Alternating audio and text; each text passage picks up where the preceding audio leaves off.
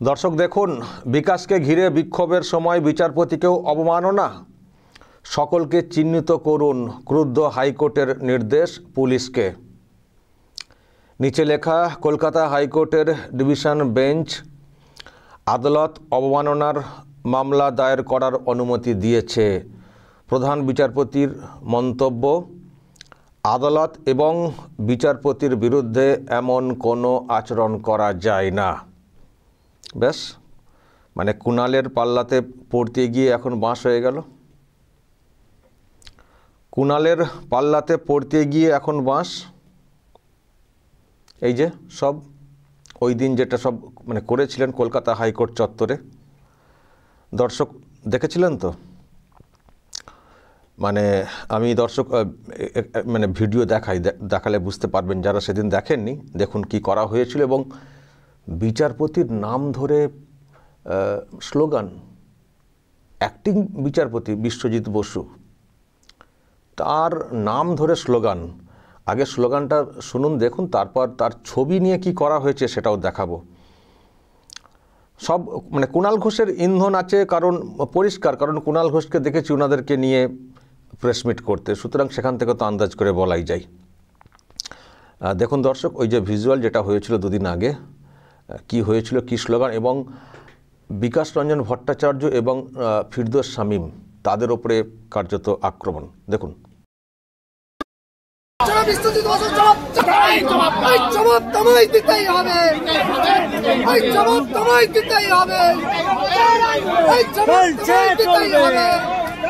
গরু খেকো বিকাশ মানবো না।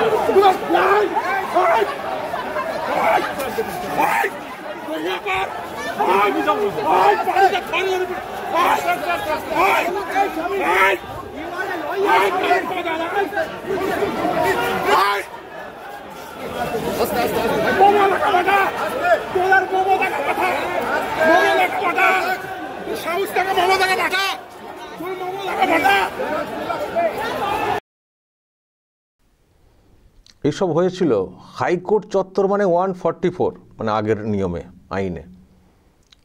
সেখানে এইরকম ক্ষোভ বিক্ষোভ দেখানো হয়েছে।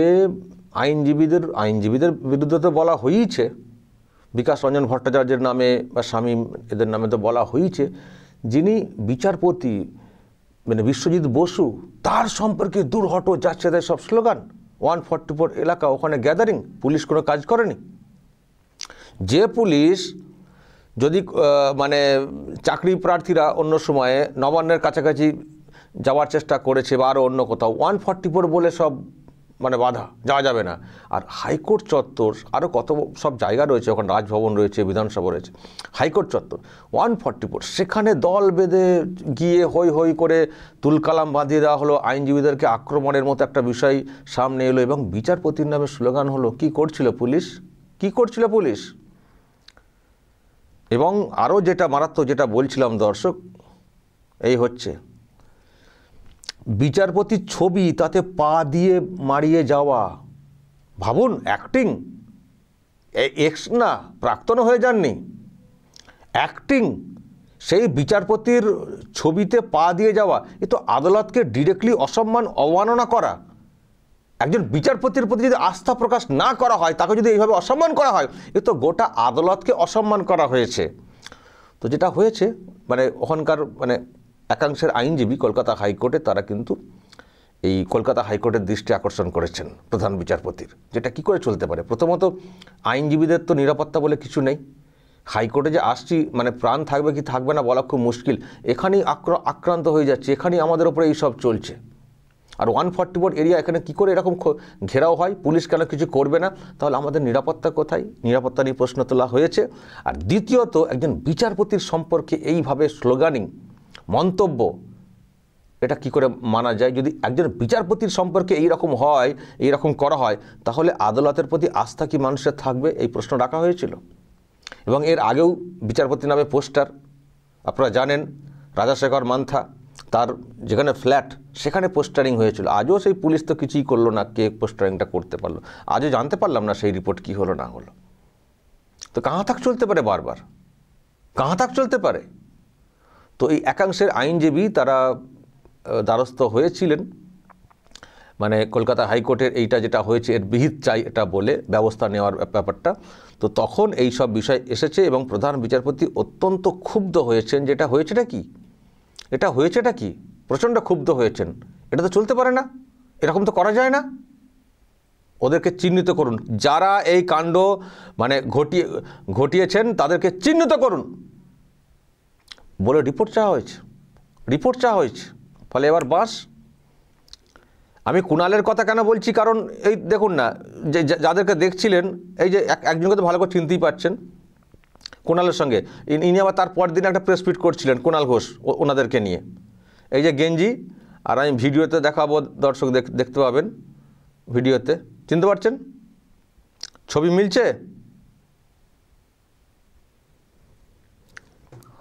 তো পরদিনে উনি আবার করেছেন। তারপরে আইনজীবীদের সম্পর্কে সব নানান অভিযোগ আনা হয়েছে, টাকা পয়সা নেওয়া অমক তমক করে আনা হয়েছে। আরে যখন জানেন একটা ইনভেস্টিগেশন চালু করে দিন না, আপনার তো পুলিশ আছে, কে কোথায় মানে টাকা নিয়েছেন, প্রতারণা করেছেন, ব্যবস্থা নিয়ে নিন না। এরকম সিন ক্রিয়েট করার কি আছে? তো ওই যে গেছেন, যদি সত্যি কুণাল ঘোষদের পাল্লাতে পড়ি ওনারা গিয়ে থাকেন নিজেদের উদ্যোগে না গিয়ে, তাহলে বলবো ফাঁসলেন। এবং সেদিনই বলেছিলাম যা করেছেন হাইকোর্ট চত্বরে এর মাসুল দিতে হবে। যদি সত্যি মনে হয় যে অমক বিচারপতি, আজকে প্রধান বিচারপতিও বলেছেন, যদি মনে হয় আপনাদের অর্ডার পছন্দ না, আপনারা হায়ার জায়গায় গিয়ে চ্যালেঞ্জ করুন, আইনিভাবে লড়ুন। ক্ষোভ বিক্ষোভ দেখানো বিচারপতির সম্পর্কে তার ছবি পা দিয়ে চলে যাওয়া, এ আবার কি? যদি সত্যি মনে হয় যে অমক বিচারপতির মানে পছন্দ হচ্ছে না, আরে তিনি যাই করুন, কোন একটা অর্ডার করলে করতে পারেন, তো তারপরে আপনি চ্যালেঞ্জ করতে পারেন। আপনার আরও কিছু বলার থাকলে প্রধান বিচারপতির সঙ্গে গিয়ে তার কাছে অ্যাপিল করতে পারেন। কত কি ছিল, যদি মনে হয় যে ওই বিচারটা ঠিক হচ্ছে না, বলার তো অনেক জায়গা রয়েছে, তা তো আইনি সিস্টেম রয়েছে। সেটা না করে মানে বিচারপতির ছবিতে পা দিয়ে ক্ষোভ বিক্ষোভ দেখানো, কি বিরাট সাহস, বুঝতে পারছেন? কি বিরাট সাহস। আর সেদিনই বলেছিলাম, এই যেটা কাজ করেছেন, কেস আরও প্রবলেম হয়ে গেল, কেস আরও ভারী হয়ে গেল। কারণ আদালত, বিচারপতি তারা আইনের মাধ্যমেই চলবেন অবশ্যই, কিন্তু যখন এই ধরনের খবরগুলোও যাবে বা এইগুলো যখন কোর্টের সামনে আবার নতুন করে তুলে ধরা হবে যে এই মামলা চলছে, দেখুন এই অংশের লোকেরা এই কাজ করেছেন, এই তো সব লোকজন, এরা যোগ্য হলে এই রকম আচরণ করতে পারেন, এগুলো তো আরও প্রবলেম তৈরি করবে মামলাতে। তো এখন তাই হয়ে যাচ্ছে বিষয়টা। কলকাতা হাইকোর্টের প্রধান বিচারপতির বেঞ্চ যেভাবে সাড়া দিয়েছে এবং ক্ষোভ প্রকাশ করেছে, চিহ্নিতকরণের কাজটা বলেছে, এ তো ভিডিও সামনে চলে এসছে, তো আর কোথায় কে কোথায় মুখ লুকাবেন, আড়াল করবেন? এবার চিহ্নিতকরণ হচ্ছে, এবার কি হবে কেসটা, কি হবে? তাহলে কি হলো? যারাই পড়বেন না এদের পাল্লাতে, তাদেরই সর্বনাশ। ভাবছেন যে আমাদের মাথায় হাত আছে, অমকের মাথায় হাত, বা দিদি আমাদের মাথায় হাত রাখলেন, বা হাত আছে, আমরা যেখানে খুশি যা খুশি করতে পারি না। যদি এ তো দেখেছেন, অনেকগুলো উদাহরণ তো হয়ে গেছে, যার মাথায় দিদির হাত তাদেরই কপালে জুটছে জেলের ভাত। দেখছেন না কত উদাহরণ তৈরি হয়েছে? এখনও বুঝলেন না কারা কি বলতে চাইছেন? এবার যদি যাই না, কেনই বা বুঝলেন না আপনারা সত্যিই যোগ্য কিনা, এখন প্রশ্ন তৈরি হচ্ছে আরও বড় আকারে, যে আপনারা কী করে ওদের পাল্লায় পড়ে এইগুলো করছেন। এগুলো যে করা যায় না, এটুকু বেসিক সেন্স নেই যে একজন বিচারপতির সম্পর্কে স্লোগানিং দেওয়া যায় না, তার ছবি নিয়ে এরকম করা যায় না। একটা সাধারণ জ্ঞান নেই, আপনারা কী যোগ্যতার নিরিখে চাকরি পাবেন বা চাকরি দাবি করছেন, আপনাদের মিনিমাম সেন্স নেই। তো আপনারা কি সরকারি চাকরি করবেন, কি যোগ্যতা আপনাদের, যাদের বেসিক জ্ঞানটুকু নেই? ক্ষোভ বিক্ষোভ দেখানোর জায়গা নেই, কত জায়গা রয়েছে, যান না, তাহলে বিচারপতির নাম ধরে করবেন, যেটা তৃণমূল কংগ্রেস এখন কালচার তৈরি করেছে, বিচারপতির নাম ধরে ধরে, সেই তাদের নাম ধরে ধরে আপনারাও বলবেন। তবে আমি যেটা বলছিলাম, আমার সন্দেহ কুণালদের পাল্লাই পড়েছেন।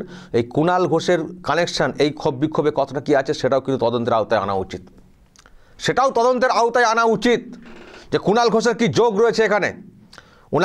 এনাদেরকে নিয়ে যেভাবে এ করেছে, এবং দরকার হলে এই যারা গেছেন তাদেরকে ভালো করে জেরা করা উচিত যে কুণালের কী যোগ আছে এখানে, এবং তারপরে কুণাল বলবে কার যোগ আছে। আরও আগে কুণালকে ধরা হোক, 1 by 1 স্টেপ বাই স্টেপ এগোতে হবে। তো ভালো করে জেরা করা হোক এইসব এদেরকে, দরকার হলে 3rd ডিগ্রি দেওয়া হোক। ছেলে খেলা পেয়ে গেছেন না, ছেলে খেলা যা খুশি, আর ক্ষোভ বিক্ষোভ হচ্ছে না কলকাতার বুকে। বেশ হয়েছে, বেশ হয়েছে, চিহ্নিতকরণ করে কড়া শাস্তির ব্যবস্থা করা হোক, এবং পুরো চেনটা বের করা হোক যে কোত্থেকে বিষয়টা হয়েছে, কারা কারা এগুলো করতে বলেছেন। তৃণমূল কংগ্রেস এই দল সরকার একটা অংশকে নিয়ে খেলাচ্ছে, আর ওরাও খেলছে। খেলার কারণও থাকতে পারে, আবারও বলছি, আদৌ তাদের যোগ্যতা নিয়ে প্রশ্ন মানে আরও বড় আকার ধারণ করলো যারা এই কাণ্ড ঘটাতে পারেন। দর্শক বলবেন কলকাতা হাইকোর্ট যে অ্যাকশনটা নিতে চাইছে চিহ্নিতকরণ করে, এটা কতটা যুক্তিযুক্ত? অবশ্যই দর্শক আপনাদের মতামত থাকবে, বা আপনারা যাদেরকে দেখছেন তাদেরকে আপনারা কে কতটা চেনেন, যদি আপনারাও ভালো করে জানেন ওনাদের সম্পর্কে, অ্যাকচুয়ালি এরা কারা, সত্যি কি যোগ্য, নাকি ওই শাসকের অঙ্গুলি হিলনে যা খুশি করতে চাইছে চাকরিটা পাওয়ার জন্য। নিশ্চয়ই দর্শক আপনাদের মতামত থাকবে, অবশ্যই বলবেন কমেন্ট বক্সে। নজর রাখবেন আরামবাগ টিভিতে।